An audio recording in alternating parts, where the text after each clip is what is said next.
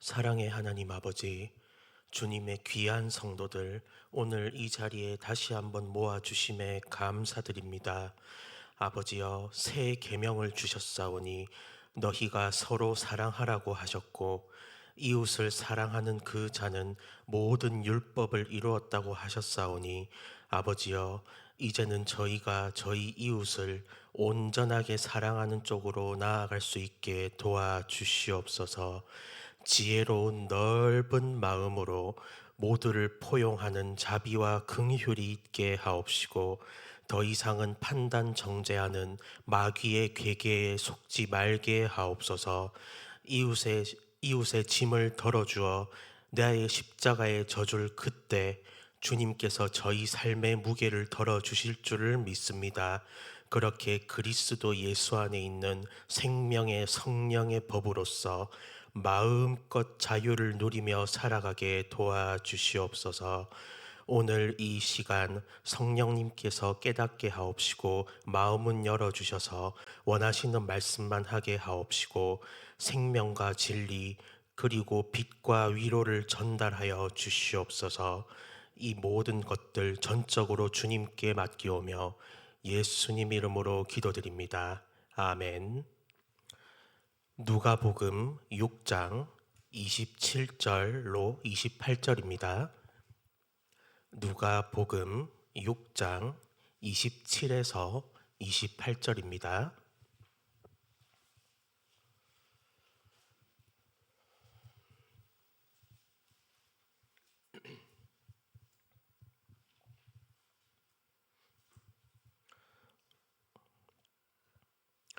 저번 시간에 하나님을 사랑하는 자는 자기 자신을 내려놓고 겸손하며 하나님의 은혜를 자랑해야 된다고 말씀을 드렸습니다. 오늘은 이웃 사랑에 대해서 저희가 실질적인 부분을 좀 말씀을 드리려고 합니다. 여러분, 저희가 율법을 배울 때 최고의 율법이 뭡니까? 하나님 사랑, 이웃 사랑입니다. 즉 주님의 계명의 핵심은 사랑이라는 거예요. 왜 사랑이 핵심일까? 사랑은 이웃에게 뭘 행치 않습니까? 악을 행치를 않는다는 거예요. 반대로 죄의 핵심은 뭐냐면은 욕심입니다. 욕심이 잉태한 즉 죄를 낳고 죄가 장성하면 뭘 낳죠? 사망을 낳는 겁니다. 욕심은요, 그냥 뭔가를 갖고 싶다는 게 아니에요. 이웃을 해치면서까지, 심지어 자기 영혼을 해치면서까지 하나님께서 제시하신 올바른 길에 반대를 향하는 것이 욕심의 근본적인 것입니다. 쉽게 이야기를 하면 청개구리 기질, 반골 기질이라는 거예요. 이 욕심은 저희가 주님의 보혈로 거듭나지 않고서는 절대로 해결할 수가 없는 문제라는 겁니다. 다시 말씀을 드리면 계명의 핵심은 사랑이고 죄의 핵심은 욕심이라는 거예요. 그런데 저희가 눈에 보이지 않는 하나님을 사랑하는 것과 눈에 보이는 사람을 사랑하는 것이 따로 떨어진 겁니까? 아니면 하나로 연결되어 있는 겁니까? 하나로 연결되어 있는 거 아닙니까? 그죠? 요한 1서 4장 20절에 이렇게 얘기를 하십니다. 보이는 사람도 사랑하지 못하면 보이지 않는 하나님은 사랑할 수가 없다는 거예요. 여기 지금 한번 말씀을 읽어보겠습니다. 시작. 그러나 너희 듣는 자에게 내가 이르노니 너희 원수를 사랑하며 너희를 미워하는 자를 선대하며 너희를 저주하는 자를 위하여 축복하며 너희를 모욕하는 자를 위하여 기도하라. 아멘. 누구를 사랑하라고 하죠? 원수를 사랑하라고 합니다. 여러분, 저희가 이웃 사랑을 한다는 것은요, 나의 이웃이 누구인지부터를 설정을 해야 돼요. 율법사가 와서 자기를 의롭게 보이려고 이렇게 질문을 합니다. 하나님 사랑, 이웃 사랑이 핵심 계명인 건 저도 압니다. 근데 이웃이 누구입니까? 라고 질문을 해요. 근데 거기서 어떤 이야기가 나오냐면 사마리아인 이야기를 예수님께서 하시는 겁니다. 그 이야기의 핵심 교훈이 뭐였습니까? 자비를 베푼 자가 주님의 뜻에 합당한 자였다는 거예요. 이 율법사는요, 애초에 이웃이라고 하는 것을 이미 가리고 있었다는 겁니다. 저희가 자비를 베풀어야 되는 자는 강도를 만난 자뿐만이 아니라 이 사마리아인이라고 하는 부정한 자들조차도 저희가 자비를 베풀어야 되는 자인 줄을 믿습니다. 쉽게 말씀을 드리면요, 저희 이웃은 원수조차도 저희가 사랑해야 될 이웃이라고 하는 겁니다. 저희가 원수를 하나님께 맡긴다고 고백을 하지 않습니까? 그죠? 원수가 망하기를 바라시나요? 아니면 잘 되기를 바라시나요? 여러분, 원수가 망하고 넘어질 때 그것을 기뻐하면 하나님께서 그거를 기쁘게 여기지 않으시고 재앙을 저희에게로 옮긴다고 말씀을 하세요. 왜 그러냐면요, 저희는 그 사람들조차도 하나님의 사랑을 받아야 될 존재라는 것을 깨달아야 됩니다. 에서를 보고 야곱이 뭐라고 합니까? 제가 형님을 보니 누구를 뵙는 것 같다고 해요? 하나님의 얼굴을 뵙는 것 같다고 이야기를 하는 거예요. 다윗을 시므이라는 존재가 저주를 합니다. 그런데 다윗이 옆에 있는 장군들이 죽이려고 하니까 뭐라고 하냐면 가만히 내버려 두라는 거예요. 왜? 하나님께서 저에게 명하셔서 나를 저주하라고 하셨기 때문이라는 겁니다. 즉 저희가 가지는 이 이웃 사랑은 원수조차도 하나님으로 보일 때, 더 깊게 설명을 드리면 그 너머에 계신 하나님을 인정하고 하나님께서 저 사람조차도 사랑하신다는 그 사랑의 시선으로 그를 볼 때 온전한 사랑이 된다는 겁니다. 즉 저희는 언제 어디서든 누구에게든 대상을 가리지 않고 사랑을 할 그때 주님 보시기에 온전한 사랑이라는 거예요. 1만 달란트 비유 다들 들으셨습니다. 그죠? 여러분, 저희 죄악은 1만 가지 죄악이라고 이야기를 하십니다. 이게 여기서 말하는 1만 가지는 무한하다는 거예요. 이 무한한 죄조차도 용서를 해 주신 이 무한한 사랑과 용서를 입었다면 저희도 마찬가지로 이웃에게 용서를 하고 사랑을 베풀어야 함이 옳겠죠. 여러분, 이것은요, 저희가 조건을 따지면 안 된다는 것을 주님께서 말씀을 해주고 계십니다. 70번씩 7번 용서를 하라고 하시지 않습니까? 그죠? 여러분, 이게 490번만 용서를 하라는 건가요? 항상 용서를 하라는 겁니다. 저희의 완전한 사랑은 언제 어디서든 누구에게든 무조건적이고 무한하신 하나님의 사랑을 그대로 부어줄 그때 주님께서 온전한 사랑으로 인정을 해 주신다는 거예요. 그런데 저희가 그럴 힘이 있나요? 없죠. 하다못해 음식 취향만 달라도 사람들이 서로 비난을 하더라고요. 근데 저희가 하나님의 은혜와 사랑에 푹 절여져 있을 그때 주님께서 주셨던 그 사랑과 은혜가 저희 주변으로 퍼져나갈 줄을 믿습니다.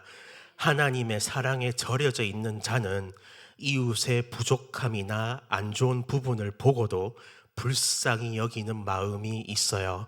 설령 저 사람이 조금 마음에 안 드는 행동을 해도 얼마나 저 사람이 힘들까 이런 거를 봐주는 겁니다. 여러분, 집안 식구가 뭐라고 하죠?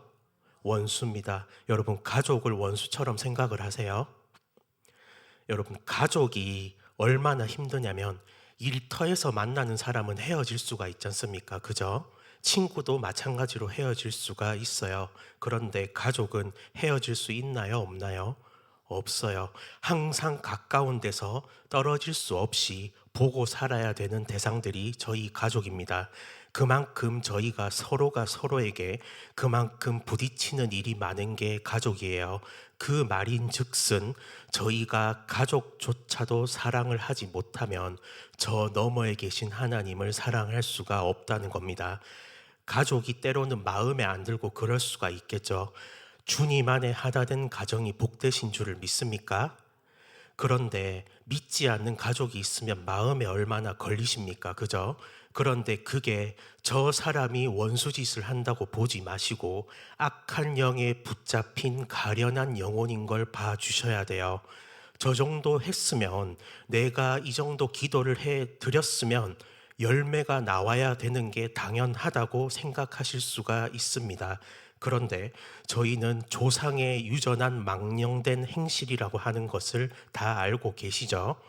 여러분, 평범한 사람이 길을 걷는 거하고 다리에 모래 주머니를 잔뜩 메고 길을 걷는 사람하고 속도가 같을까요? 아니죠. 모래 주머니를 잔뜩 쥐고 걷는 사람은 속도가 느릴 수밖에 없어요.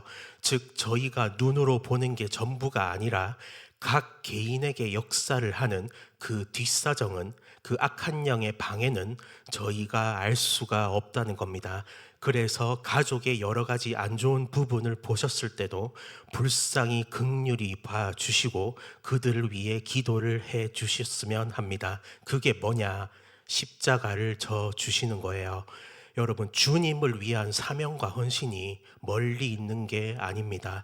지금 당장 저희가 할 수 있는 삶 속에서 저희가 이룰 수 있는 것은 뭐냐면요, 가정 안에 하나님을 이루는 거예요. 하나님의 나라를 이루는 겁니다. 따라해 보겠습니다. 가정 안의 하나님 나라. 여러분, 평생 가족을 끼고 산다는 건요, 그만큼 쉬운 일이 아닙니다. 10년, 20년, 30년이 아니라 평생 짊어져야 될 저희의 십자가예요. 저희가 뭔가를 돌려받지 않고 있는 그대로 줄 알아야 된다는 건 무엇이냐면요, 물건 빌려주고 물건 돌려받는 그 정도의 얘기가 아니라, 때로는 밑빠진 독과 같이 느껴지더라도, 또 기대에 부응하는 모습이 없더라도 저희는 항상 같은 자세로 사랑을 보내야 된다는 하나님의 메시지인 줄을 믿습니다. 여기 한번 읽어볼게요. 32, 33절, 34절 시작. 너희가 만일 너희를 사랑하는 자를 사랑하면 칭찬받을 것이 무엇이뇨? 죄인들도 사랑하는 자를 사랑하느니라. 너희가 만일 선대하는 자를 선대하면 칭찬받을 것이 무엇이뇨? 죄인들도 이렇게 하느니라. 너희가 받기를 바라고 사람들에게 빌리면 칭찬받을 것이 무엇이뇨? 죄인들도 의수히 받고자 하여 죄인에게 빌리느니라. 아멘. 저희는 대가를 바라지 않습니다.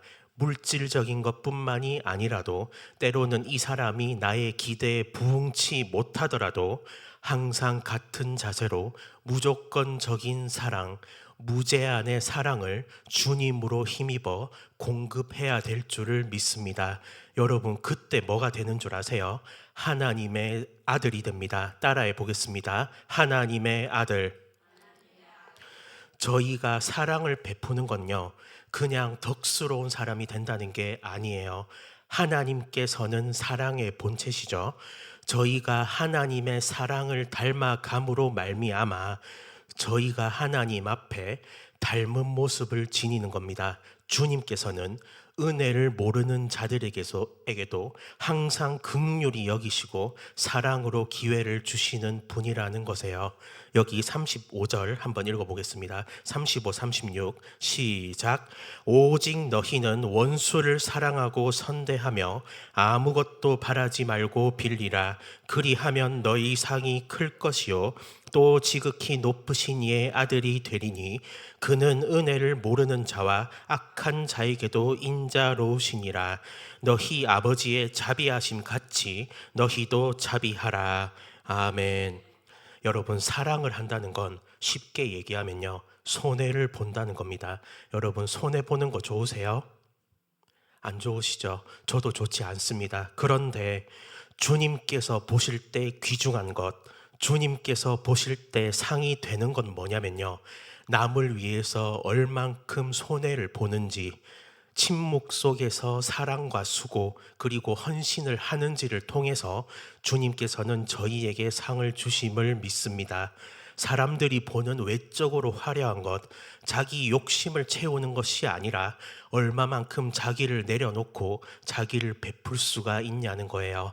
하나님의 자녀는 주님의 모습을 담는 것이고 그게 무엇이냐면 십자가입니다. 따라해 보겠습니다. 십자가. 이웃 사랑의 증표는요, 십자가고, 십자가를 진다면 아버지의 뭘 닮으라고 하죠? 36절에 아버지의 자비하심을 닮으라는 겁니다. 간단히 말씀을 드릴게요. 저희가 가족 그리고 교회 공동체 안에서 부딪힐 일들이 많습니다. 의도적으로 잘못한 것뿐만이 아니라 연약한 모습을 볼 때 저희가 어떤 생각부터 드는지를 보고 사랑이 있는지 없는지를 점검할 수가 있어야 됩니다. 마음에 불편한 감정, 정죄를 하는 이런 감정들이 먼저 든다면 저희는 하나님을 닮은 모습이 아니라는 거예요. 여러분, 이게 왜 그렇냐면요, 마음이 좁아서 그렇습니다. 따라합니다. 마음 넓히자.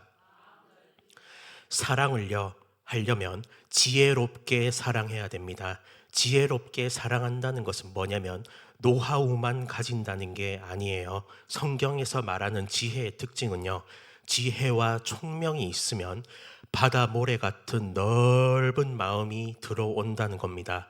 무언가를 알면 알수록 넓은 마음으로 하나 되어야 되는데, 지식은 교만하게 하고 사랑은 뭘 세우죠?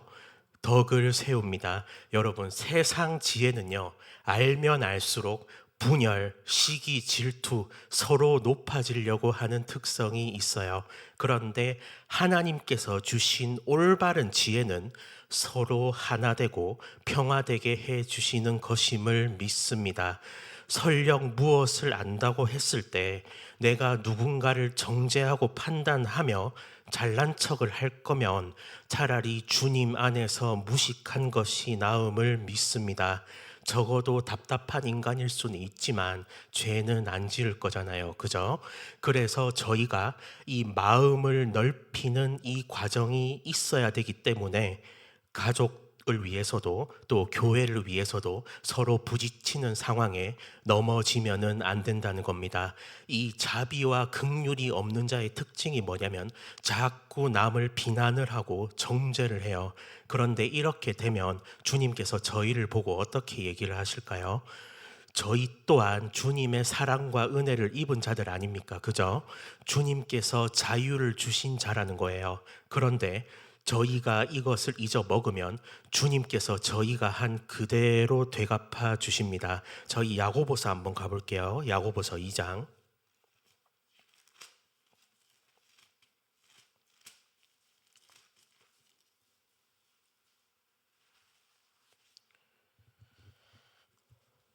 야고보서 2장 12에서 13절입니다.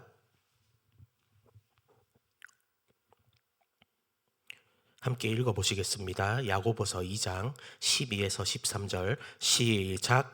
너희는 자유의 율법대로 심판받을 자처럼 말도 하고 행하기도 하라. 긍휼을 행하지 아니하는 자에게는 긍휼 없는 심판이 있으리라. 긍휼은 심판을 이기고 자랑하느니라. 아멘. 긍휼이 없으면 뭐가 있다고 하죠?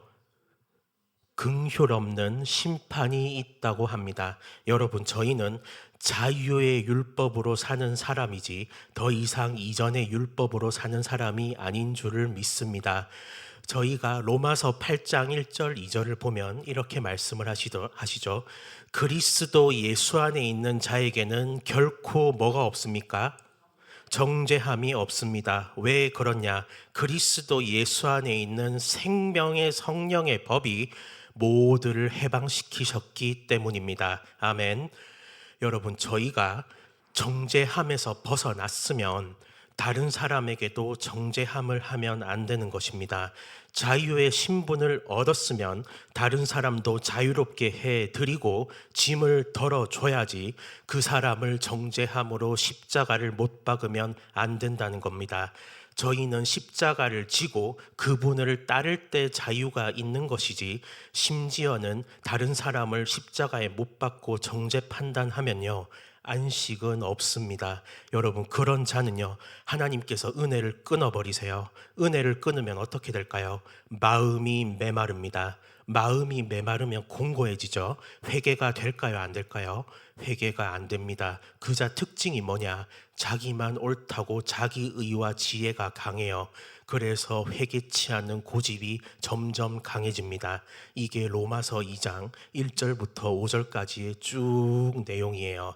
그래서 저희는 다른 사람을 정죄하기보다는 그들을 위해서 축복을 하고 기도를 해 드려야 됩니다. 하나님을 향해서도 원망하는 시간 대신에 감사를 드려야 됩니다. 마음으로 일어나는 여러 부정적인 것들에 잠식을 당하시지 마시고 저희는 그리스도의 법을 성취할 그때 하나님의 자유가 저희에게 임할 줄을 믿습니다. 갈라디아서 찾고 오늘 마치겠습니다. 갈라디아서 6장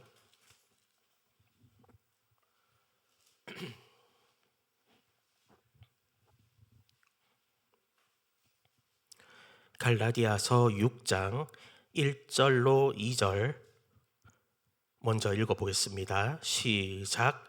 형제들아, 사람이 만일 무슨 범죄한 일이 드러나거든 신령한 너희는 온유한 심령으로 그러한 자를 바로잡고 내 자신을 돌아보아 너도 시험을 받을까 두려워하라. 너희가 짐을 서로 지라. 그리하여 그리스도의 법을 성취하라. 아멘. 범죄한 사실이 드러났다는 것은 죄를 짓는 것뿐만이 아니라 누군가의 연약함을 저희가 마주하는 순간입니다. 그런데 바울은 이렇게 말씀을 하세요. 시험 받을까 두려워한다는 겁니다. 여러분, 저희에게 있는 시험이 뭘까요? 세상 즐거움을 줬는 것만 시험인가요? 아닙니다.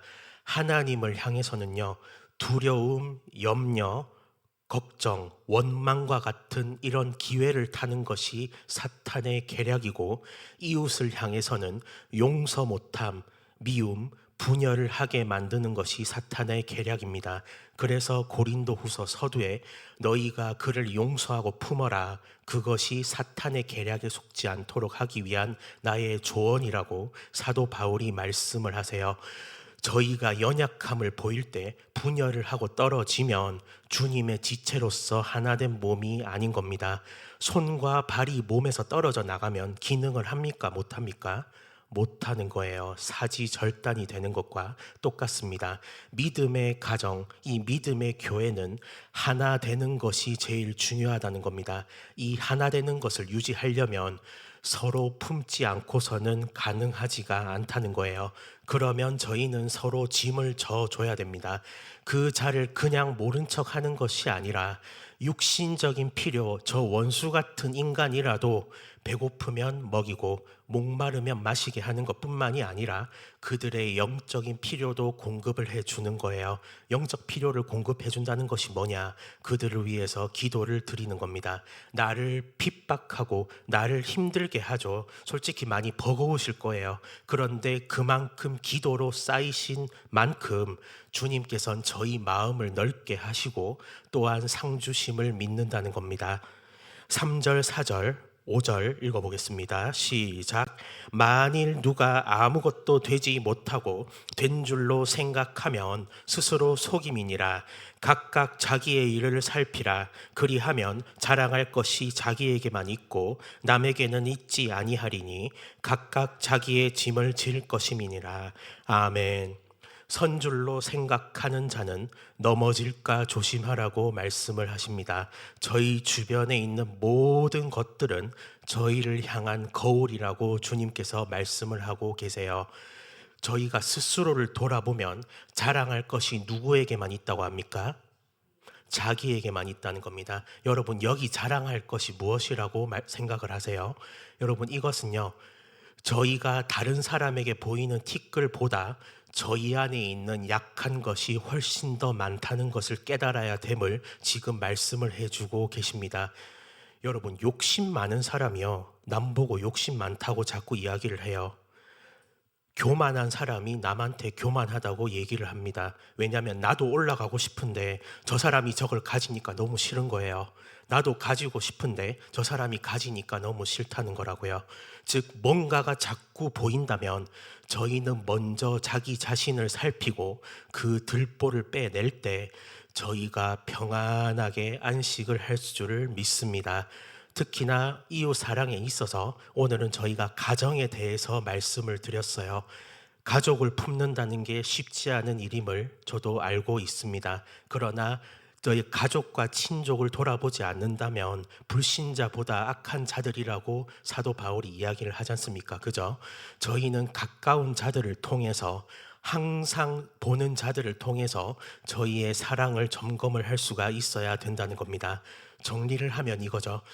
이웃 사랑은 이웃의 부족함과 악한 것들을 보고도 어떤 마음이 나오느냐로 스스로를 확인할 수가 있다는 겁니다. 그게 뭐라고 말씀을 드렸죠? 자비 그리고 긍휼이라고 말씀을 드렸습니다. 불쌍히 여김이 나와야 돼요. 근데 이 불쌍히 여김이 없는 자의 특징이 뭐냐? 판단 정죄를 한다는 것입니다. 여러분, 저희가 주님의 자비하심을 담고 주님의 긍휼이 저희 안에 있을 때 하나님의 자녀로서 인도받고 축복받을 줄을 믿습니다. 하나님을 사랑하고 이웃을 사랑하는 그 자는 하나님께서 함께 하시고 이끄시며 모든 것을 도우시는 전적인 은혜가 있습니다. 반대로 사랑이 없으면 저희는 메말라져요. 그만큼 사랑의 수고가 따르지만 그 수고는 영육 간에 충분한 가치가 있는 것입니다. 그러니까 힘든 와중에서도 힘을 내시고 주님을 믿고 저희가 모두 함께 나아가길 바랍니다. 네, 오늘 말씀 여기까지 전해드리겠습니다.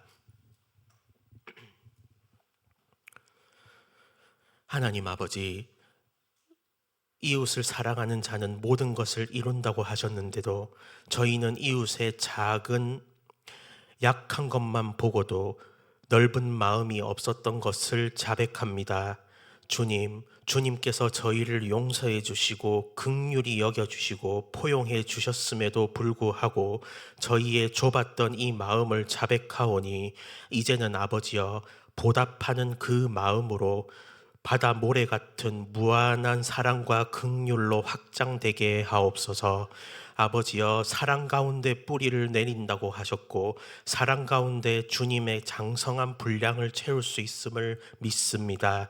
주님, 더 이상은 주님과 떨어져 있는 주님과 별개의 삶을 사는 것이 아니라 항상 신의 성품으로 성령의 열매가 가득한 자가 되게 하사 주님과 항상 동행할 수 있는 사랑의 자녀로 살게 도와주시옵소서. 감사드리오며 예수님 이름으로 기도드립니다. 아멘. 오늘 기도하실 때 선교 떠나신 목사님을 위해서 또 부활절을 위한 기도 제목을 위해서도 함께 기도해 주시면 감사드리겠습니다. 주여 삼창하시고 기도드리시겠습니다. 시작. 주여, 주여, 주여.